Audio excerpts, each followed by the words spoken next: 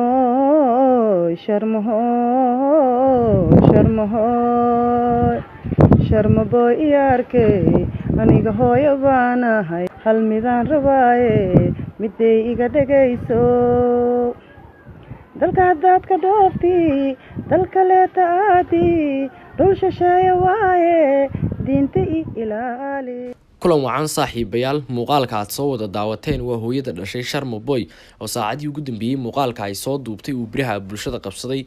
hooyada dhashay Sharmaboy ayaa muuqaalkaasi ay soo duubtay waxa uu ahaa muuqaal dareen gaar ah wata iyadoo la dardaarmaysay wiilkeeda isla markaasina sheegtay dalka uu tagay inuu yahay dal shisheeye waxaanay hooyadaasi kula dardaarantay inuu diinta ilaaliyo maadaama uu tagay dal shisheeye oo ay leeyihiin dad gaala.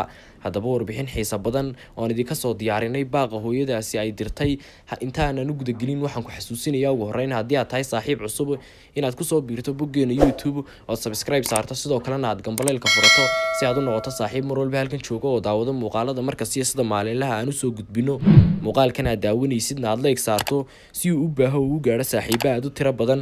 muuqaalka aad soo wada daawateen waa hooyada dhashay Sharmaboy sida la sheegay oo saacadii ugu dambeeyay muuqaalka ay soo duubtay uu qabsaday barta TikTok. hooyadaasi ayaa la dardaarantay Sharmaboy oo ah fanaan Soomaaliyeed isla markaasina maalmihiina soo dhaafay ka digay wadankaasi Mareykanka.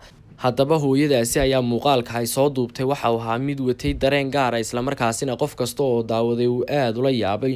muuqaalka hooyadu waxa ay ku sheegtay inuu diinta ilaaliyo maadaama uu tagay dal shisheeye.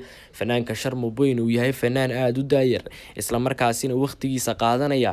hadallada ay hooyadaasi soo jeedisay waxaa ka mid ahaa anigu hooyaan ahay oo hal dardaaran ayaan ku siinaya iyadoo hab buraanbur ah ama heesu eg ugu qaadaysay wiilkeeda Sharmaboy.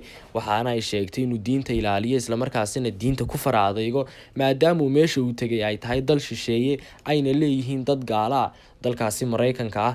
hooyadaasi ayaa la dardaarantay wiilkeeda Sharmaboy sida la sheegay waxa uu muuqaalkaasi ahaa mid biraha bulshada qabsaday. haddii commentiga aad eegto dadka ayaa gebi ahaanba sheegay inay hooyadani u damqanayso wiilkeeda maadaama uu yahay wiil aad u daayar isla markaasina tagay dal shisheeye oo ay leeyihiin dad cadaan ah ama gaala.